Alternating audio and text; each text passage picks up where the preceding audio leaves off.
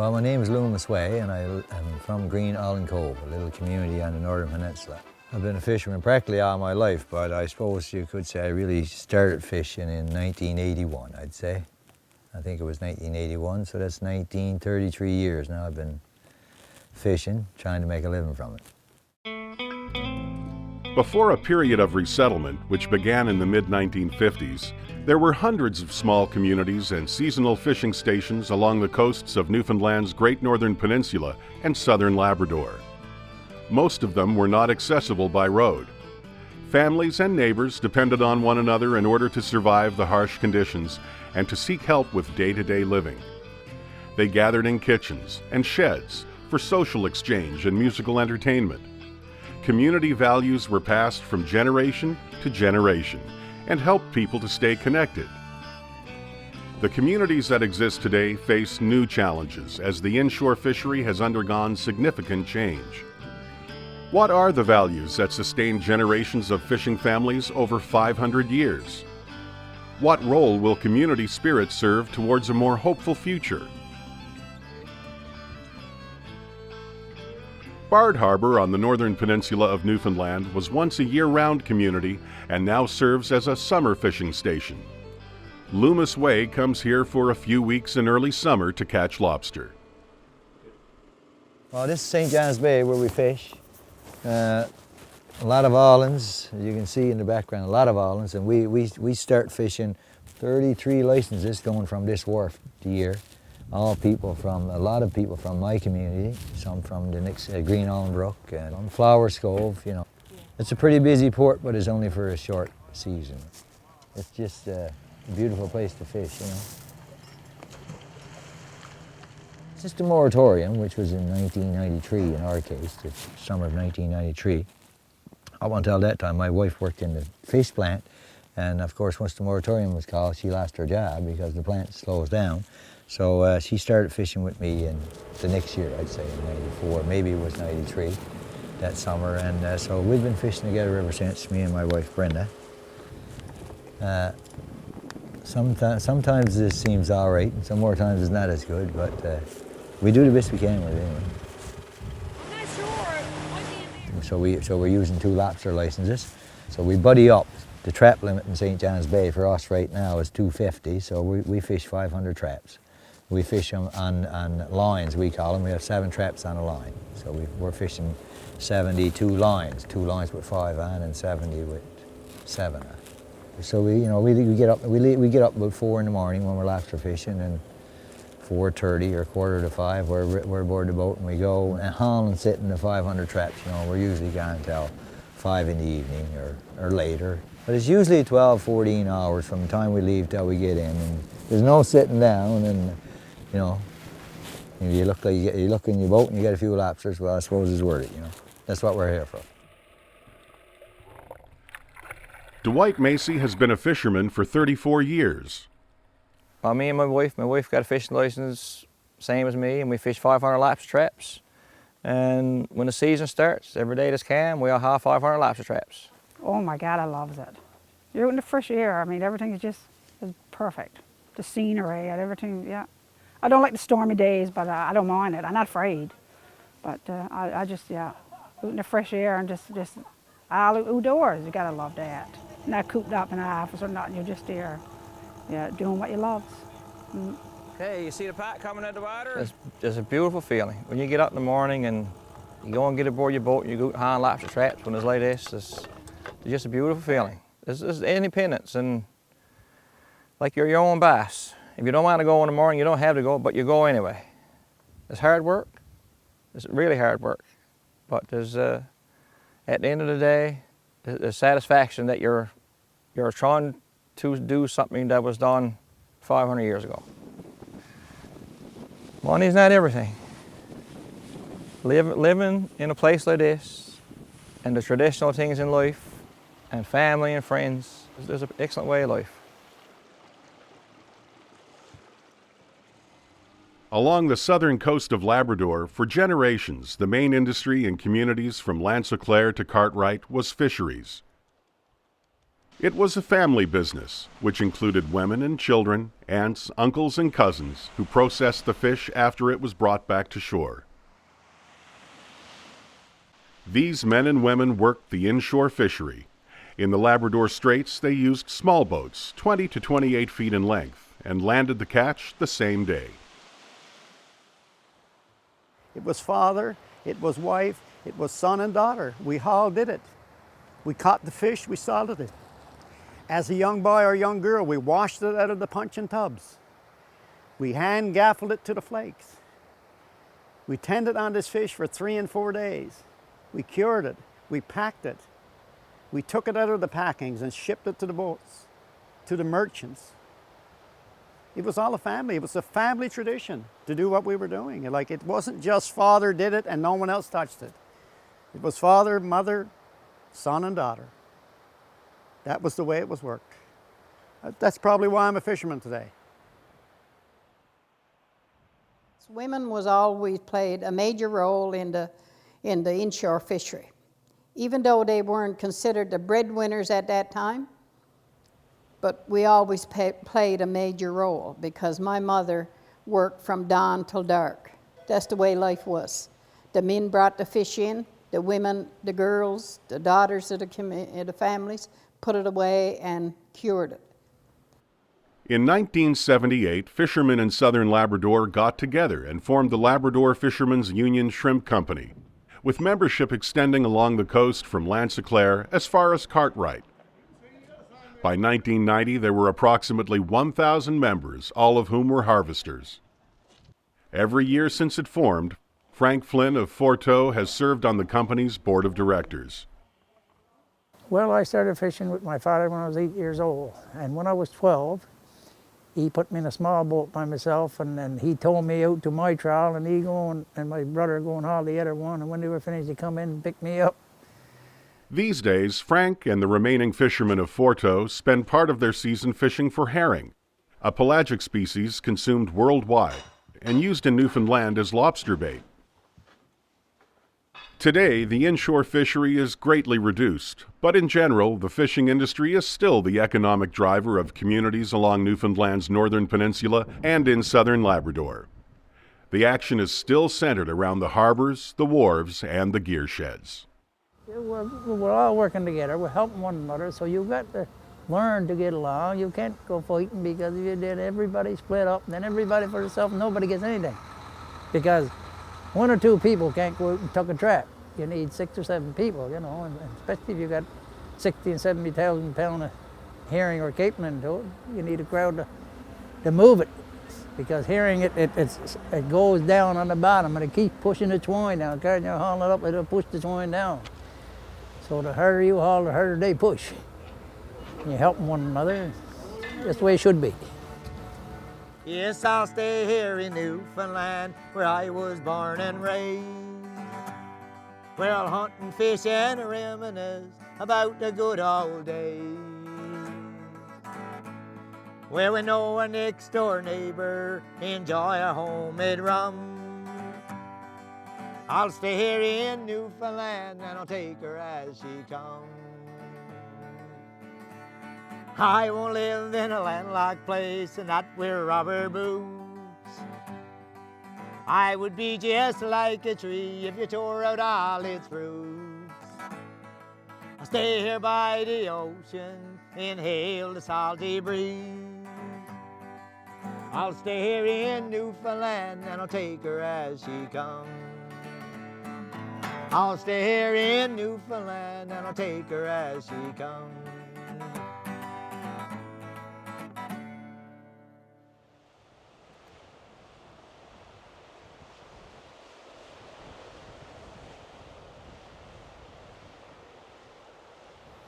It wasn't oil back 60, 70, 80 years ago.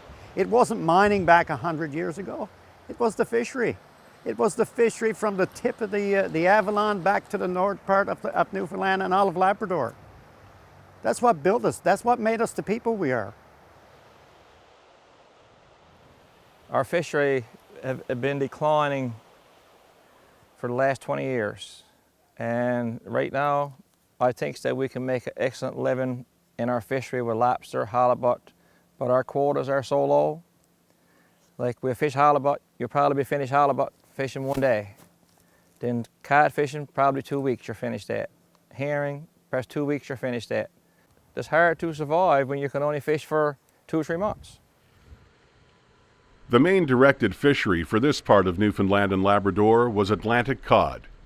Late in the 1960s, the inshore fishery began seeing evidence that cod stocks were starting to decline. This continued for 2 decades. By 1992, stocks had reached dangerously low levels, and the Government of Canada announced a moratorium on the cod fishery in Newfoundland and Labrador waters. About the same time, the commercial salmon fishery was halted. Within a few years, many full-time commercial harvesters had no choice but to leave the industry. Still others lost employment due to fish processing plants shutting their doors. The harvesters that remained switched to other species. Over time, the repercussions remained by way of reduced quotas, shorter seasons, and a range of other restrictions. In the 1980s, there were 108 fish harvesters between Lanceclair and Red Bay, Labrador. By 2014, there were less than 20.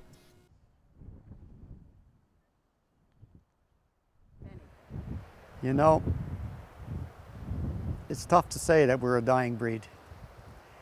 And I truly believe that there's no plan in place for the inshore or new people entering the fishery in the future.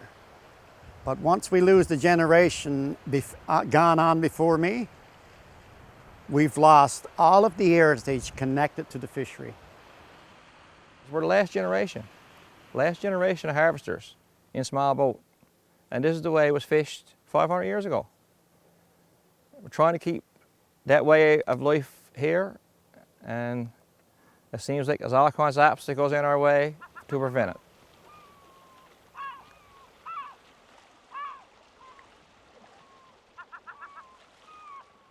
Of course, the moratorium was the biggest thing, that ever happened in Newfoundland. I mean, that was, the do-all, end-all of the fishery as we saw it. 500 years down the drain. There was so much written about it, and so many songs written about it, and people were so sad, and they had to leave their homes, leave their communities. No longer a fisherman's song came because I was thinking, my youngest brother-in-law was moving off to Alberta, and he was the last one in this fishing operation that we had. And so probably my opportunity for fishing or being in the fishery was about done. And that's where, when I reflected on that, and I put those verses on paper, and I guess the line that it all came from was that, from a long line he come of old fishermen. And then that kind of went on from there, and it got turned into that song. The young man was angry. He wanted to know why a fisherman's life was not his to hold. From a long line he'd come of old fishermen. He fished off the shores of old Labrador when he was but 10. And the way that he captured that prize of the sea, what is life now in shambles, just a fond memory of the long lines he hauled. He knew them as trawls of 6 or 8 lines he'd haul several times, how nice to recall. He remembered the old days in the spring of the year, when news would be heard of fish coming here. The cod traps were ready when the Capelin arrived. He tried everything, every dollar it'd bring, that's how he survived.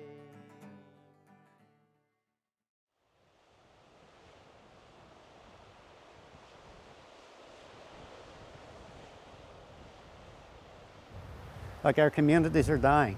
People are leaving and going away to work. There's nothing left there for them. Young people don't stay. They graduate from school and they go. They don't come back. In our community today, there's not a handful of kids that walk around. Loomis and Brenda have 2 sons, both of whom used to fish with them. Although their sons love fishing, they, like other young people, found it difficult to make a living at the inshore fishery. 2 of them at one time when they were younger, you know, used to fish. Well, I still wanted to fish. And my older son in particular fished with me for years. And, you know, and he had to leave because of the downturn in the fisheries regulations. You know, we couldn't make it, not enough money, so he had a young family, so he had to leave. But I'm happy to say that he's still involved with the fishery, working as a representative for fishermen with the Fishermen's Union, so I'm glad of that. And my youngest son as well, who's still on the sea because he went to Marine Institute and did nautical science, so he's a master mariner now and working on oil tankers, so, you know, there's still a big connection there to the sea, so I suppose that's good. But like I said, you know, that song, Boy by My Side, that really means a lot to me.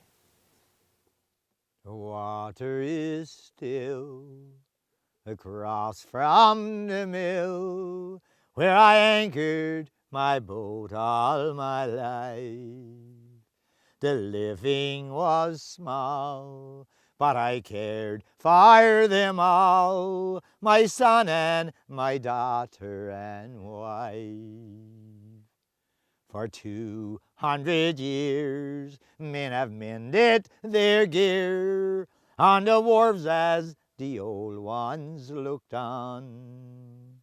Now there's tears in their eyes that can't be disguised. As a part of their life, it's all gone. So I'll cut out my ropes and I'll throw away the floats that my father gave me before he died. My boat I'll haul up, 'cause I'm leaving the gut, and I don't have my boy by my side on the sea. No, I don't have my boy by my side.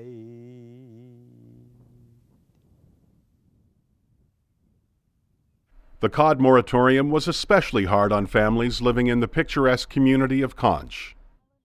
Back the late 70s, early 80s, the fishery boomed on our part of the coast.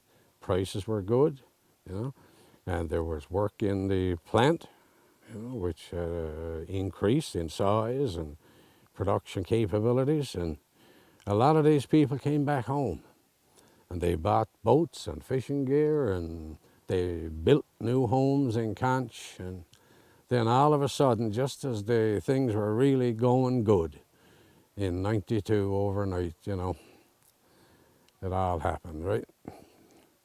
The moratorium, and that was a big, big blow. But people never lost their love for the community, eh? And they certainly didn't lose their love for the fishery, you know. Throughout the summer, though, to see those men so full of action, you know, all the time, so actively involved in the fishery, and then to see them just sitting around. Go down on the wharf where there should be no boats, July month, August month, and there were boats after boats after boats just tied to the wharf, absolutely nothing doing. And I wrote a song called Idle Boats. 91 was a year to remember when the fishery first failed on our coast. For years we've been used to the good life and a standard of living like most. We waited from May until August. Our patience began to wear thin. For the cod we once caught in abundance got stubborn and wouldn't come in. The summer sun shone on the water. I'd sit on the wharf and I'd think of the hard times that seemed to be coming. Sure, it drove some poor fellows to drink. and we hoped against hope it wouldn't happen. Our patience and waiting would win, that the Lord would look after his own boys, and the fish would decide to swim in. And their boats at the wharf are not idle, and their flags don't just sway in the breeze. We're beat to the island and all along shore, get out of our way if you please. For a while our impression misled you, but no more are we hurt to the core. For the harvest we reap from the ocean so deep, we know we will reap it once more. Yes, the fish have come back to our shore.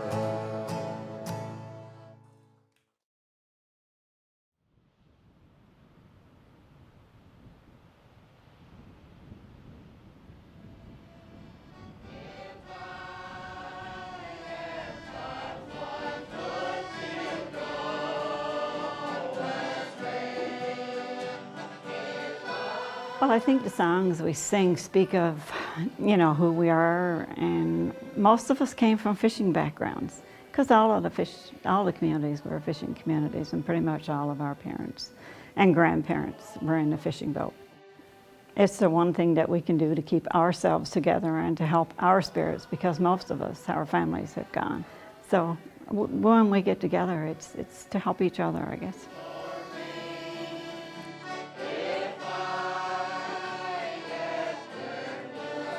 I love it because we sing some of the old hymns that are related to fisheries, related to people, related to storms.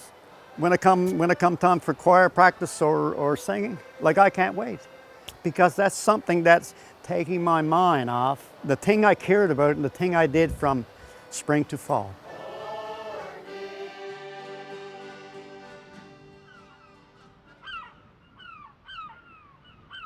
The 1960s on the Labrador Straits were a time when people helped one another survive the challenges of everyday life.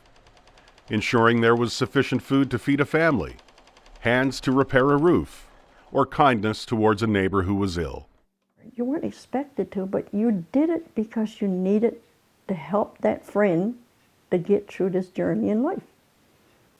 It was a very, very special time. When I can look back at my childhood, I worked hard. I'll be the first to tell you, I worked hard. But we had so many people who cared about each other. And that's the way it was. And if you went down to the wharf and, you know, you come in with salmon, somebody wanted a salmon, you just threw up one. It wasn't no such thing as, pass me $20. Here's a salmon, boy, go home for your dinner. You know, and that's the way life was. If somebody was down the road building a house, you go down, if you got time, you go down and you help them. And, you know, you didn't need to be asked, you just go down and help them because they were doing something.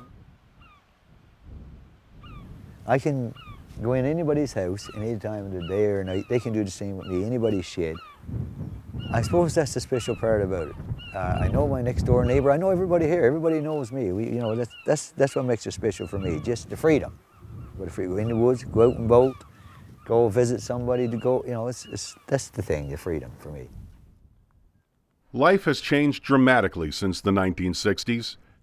Today, people still volunteer to help their community, but those who have volunteered for most of their lives see a change.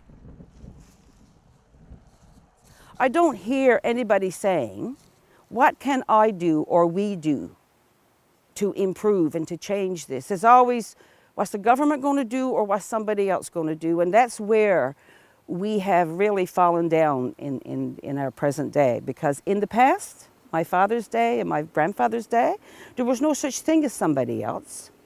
That's who built these communities, and our mothers and our grandmothers. And they didn't sit down and say, who's going to come in and do this? They sat down and they planned and they did it themselves. We have lost our sense of self-reliance. We have lost that whole sense of taking care of our business. We're always constantly waiting for somebody else. Well, I'm sorry. That doesn't happen. It's not real. We've got to stop thinking about money and start thinking about communities, find a way to sustain what we have. We spent our lifetime, I spent my lifetime volunteering. Not for money, coming over that battery when you had your head through the window up there. Come driving down this highway from a meeting at 11 o'clock in the night, trying to see the side of the road because the weather was so blustery. That's not happening anymore. Many people now have to travel long distances for work. They are gone for weeks at a time, commuting to jobs far away in the oil industry, mining, hydroelectric development, or major construction. They travel to Labrador City, Voisey's Bay, the Lower Churchill River, and for most of these workers, Alberta. They call it transient work. Don't kill the fishery because it kills all the volunteerism in the communities. Here in Mainbrook, it's in every community. When you got transient people, they only got 2 weeks off, they want to spend time with their family. You know, family comes first and everything else is secondary.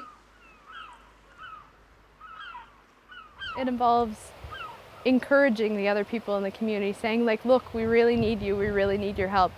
And not just saying you need to fill this, this, and this and be just like me and fill that role, no, but looking at where people's talents lie. By encouraging them, they'll be able to use their gifts and skills in the community in some of these roles. In the years following the cod moratorium, the Labrador Fishermen's Union Shrimp Company remained viable. With every shareholder a fish harvester, there was strong motivation to keep it going. By 2014, approximately 40 to 50% of the working population of the Labrador Straits still benefited directly from the company. Because of our innovation and our outreach in trying to access other raw material besides the cod, we've been able to keep a fairly vibrant fishery on the go. And of course, you know, you got to have a little bit of luck on your side and the gods on your side, of course, because just as the cod fishery was going down, the crab fishery and the shrimp fishery was on the way up. So this company for the last 30 years has helped keep us there.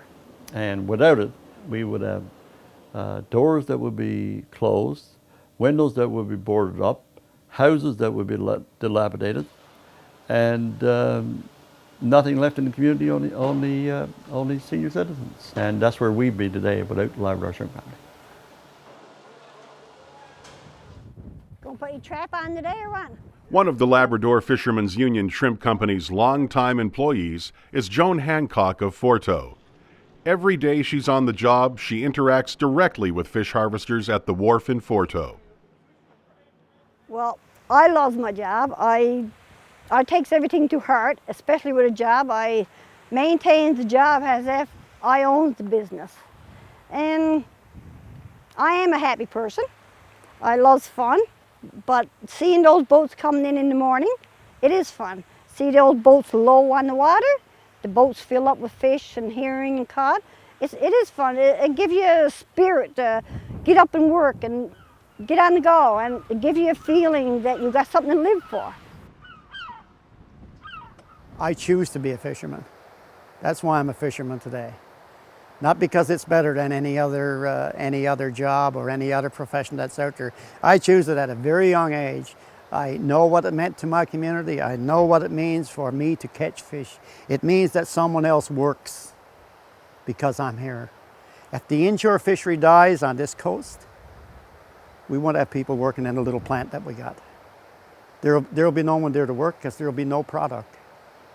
And that's what I'm talking about when I talk about inshore fisheries. Inshore fisheries is the survival of rural communities in Newfoundland.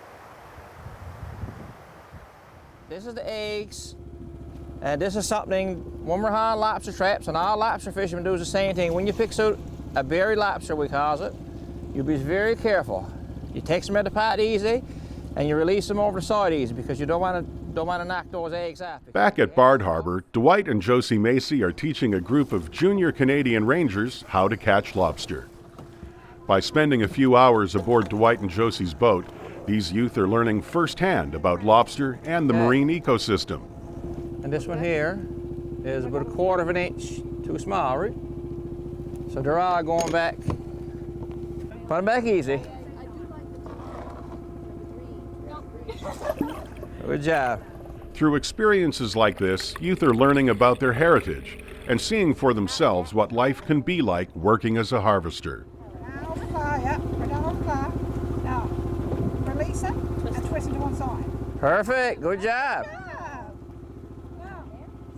I always said that I wanted to move away, probably, but I've been thinking about it in the last while, and I think that I'd like to come back for at least a couple of years, because it is, like, I do enjoy a small town life, and a lot of values that you really learn from living in a small town, like especially like respecting your elders and you know, respecting your neighbors, because everyone's so close together that you know everybody. I definitely wouldn't trade my childhood here for a childhood in a city somewhere. And I'm hoping against hope in many ways that some of our young people will recognize that. And don't stay here because it's nowhere else or as a last resort. Stay here because we have so many opportunities and assets. You just got to look for them. They're there. I wouldn't live anywhere else. I just simply would not, and I've been around a bit. And I've been, like I said, I had a period of in and out. And I choose to move back to Newfoundland and to rule Newfoundland. Keeping coastal communities vibrant means more than keeping the fishery going. It means keeping the marine ecosystem healthy, free of pollution and debris. It means maintaining the biodiversity. All the species that depend on the marine ecosystem make up the web of life.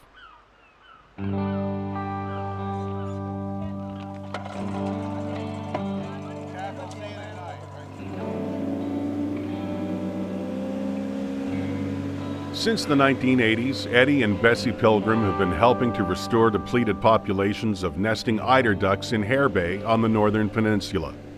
In 1988, the Hare Bay population had declined to approximately 50 nesting pairs. With the help of biologists from the Canadian Wildlife Service, and with assistance from the White Bay Central Development Association, Ducks Unlimited, and the Quebec Labrador Foundation, eggs were brought in from nesting areas in other provinces. Eddie, Bessie, and the other residents reared the eider ducklings in captivity and released them into Hare Bay. Several years ago, some of those birds that were reared were seen returning to the bay. Today, breeding colonies of eider ducks are thriving on several islands. What I'm doing today is putting nest shelters out on eastern grassy rock in Hare Bay to enhance the eider duck population. Well, it protects them and protects the eggs until they hatch, and it gives the duck a chance to get them like up to 24-hour period from the time they're hatched until they're ready to go to the water, and it gives them a fighting chance to get there. Yeah, let me look at that dowling in there. I feel it's worthwhile, and it's something for the next generation. Because, in a few years' time, I probably won't be able to do this, so hopefully someone will take the reins and continue on what I've been doing. It's so exciting to come out here and see all the birds that's around now, and, and thinking, well, I may have helped to do this. It's pretty exciting. Everybody respects what we do in Mainbrook. They really do. They try and help.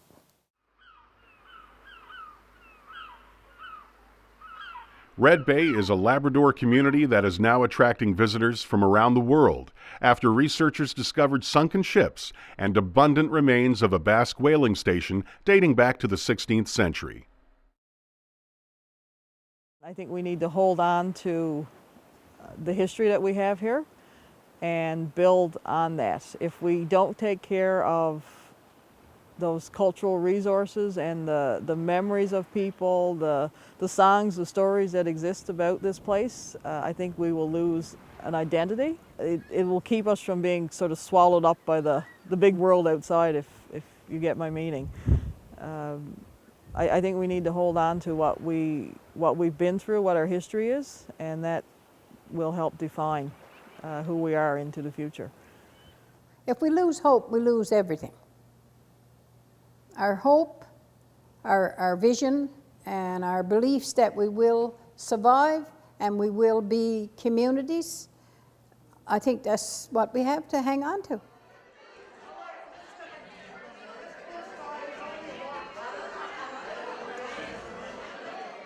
I'm sure what's happening here is no different than what happens in a lot of communities around the province, you know. And we're going to have some people play some music, guitars and accordions, and hopefully get a square dance on the go and show what the spirit of Newfoundland and Labrador community is all about.